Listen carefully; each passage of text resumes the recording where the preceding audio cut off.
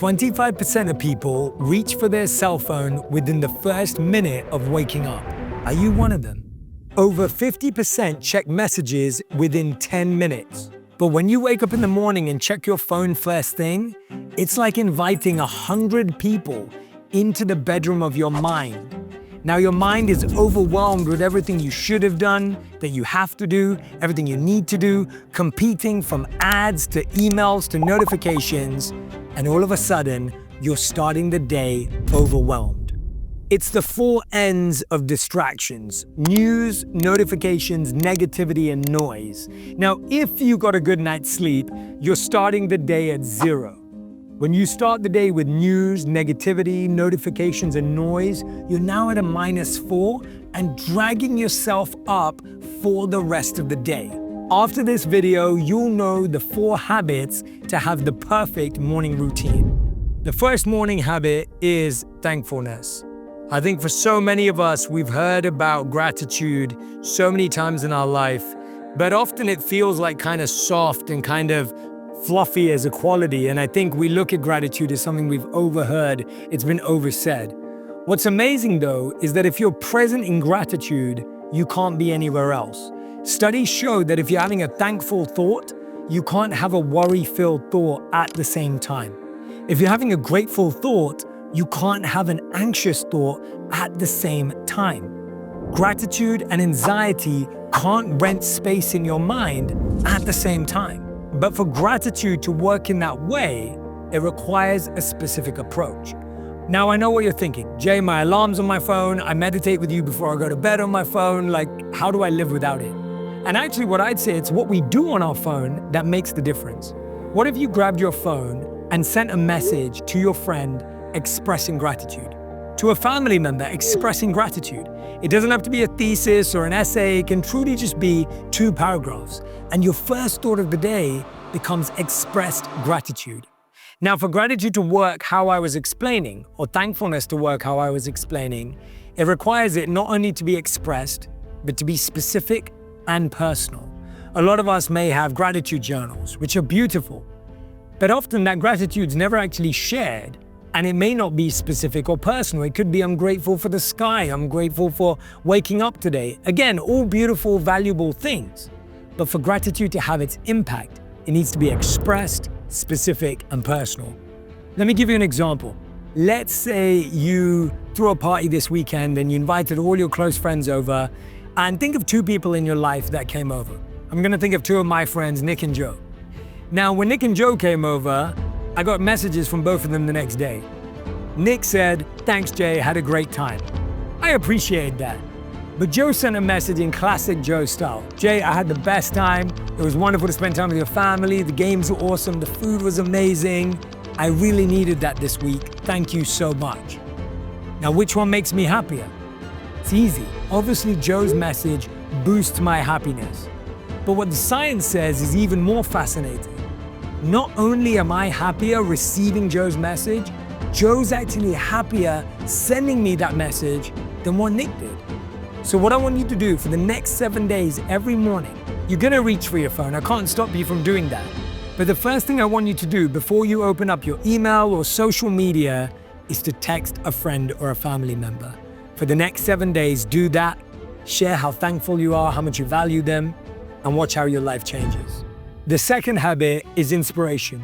What fascinates me about humans is that when we're out of something in our refrigerator, we just go and buy it. If you're out of milk, you buy milk. If you're out of bread, you buy some bread. But if you're out of inspiration, you don't recognize that you can go and find it and that you can go and build it. We often sometimes say, I'm demotivated, I'm stuck, I don't know where I'm going. And all that means is we're out of something. It's like a car being out of gas. We just have to go fill it up again. And I think it's so important that we fill ourselves up with inspiration at the beginning of the day. At one point in my life, I listened to Steve Jobs' Stanford commencement speech every day for 9 months in a row. Now, not only did I know all the words off by heart by the end of it, the words really impacted my heart. I felt like they started to rewire my mind and my brain and my mindset and started to focus me differently. I had the opportunity to sit down with Matthew McConaughey multiple times. And I told him on my podcast that at one point I listened to his Oscars acceptance speech every single day for 30 days. It's a 5-minute speech, but it got me inspired. It got me focused about what I cared about. So I want to ask you, what's that piece of inspiration in the morning? Is it a podcast? Is it a meditation? Is it your favorite book? Is it a paragraph that you read every single day? I think we often think we have to find something new every day. We have to find something different. What is that thing that you go to every day, a quote, a thought, an idea that boosts you and give you that energy in the morning? The third habit for your morning routine is meditation.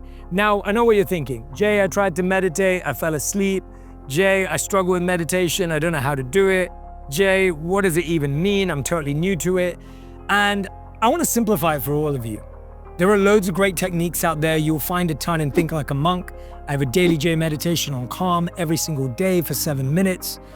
But for those of you who are just trying to figure this out, what I want you to do is in your schedule, put 5 minutes in the morning and 5 minutes in the evening. Carve it out. Meditation, as many Buddhist teachers have said, is a meeting with yourself. Every day we check in with our friends, our family members, your kids, your partner, but you never check in with yourself. Meditation is a check-in with yourself. Once in the morning for 5 minutes and once in the evening for 5 minutes. In the morning, ask yourself, what's the one thing I need to do for myself today? And at the end of your day, ask yourself, how did that feel? How did it feel that I did that one thing that was important to me today? Starting with that 5 minutes in the beginning and end of the day allows you to start being personal and in solitude with your own thoughts, which is such an important practice. And the final step is exercise. We all know how important this is, and I find that for so many of us, this is something that we've heard a million times, but I've found that for exercise to truly take effect, it needs to be two things. It needs to be competitive and it needs to be collaborative.